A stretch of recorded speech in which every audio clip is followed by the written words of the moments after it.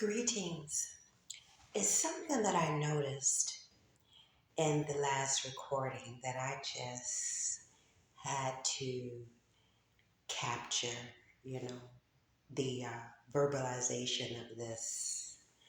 Um, so, as I'm sitting at the tree, it was like a split two trunks. Okay, but it was one tree. So, as I'm watching the recording, it looks like, because we're talking about divine union, right? Twos, right? Balance, okay? Polarity. So the trunk on the left side was a representation of the feminine negative energy, that feminine negative aspect. And then on the right, where I was, closest to, represented the masculine positive aspect, okay? And then that extra elongated piece that was in front of it looked like a phallus, okay? And so energetically, it put me in the mindset of that king and queen of wands with the phallus, the wand, okay, surfacing, you see. So that was very interesting. Okay. And then we also had the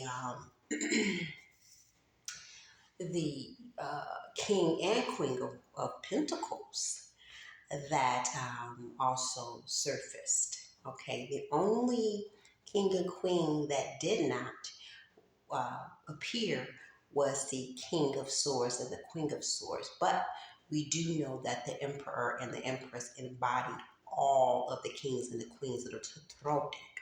Okay. But that king and queen of wands is the passion, it's the fire, it's the creativity. Okay. Which what the tree represented. And then the king of and queen of cups was that the fire side, the wands, the fire side.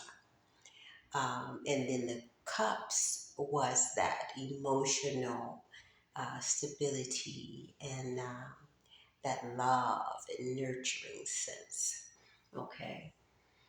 The water, the fluidity. And then the pentacles, the king and queen of pentacles, was that material, okay, stability. So yeah, that was a beautiful read. Okay, a beautiful read of a beautiful, sacred, divine connection.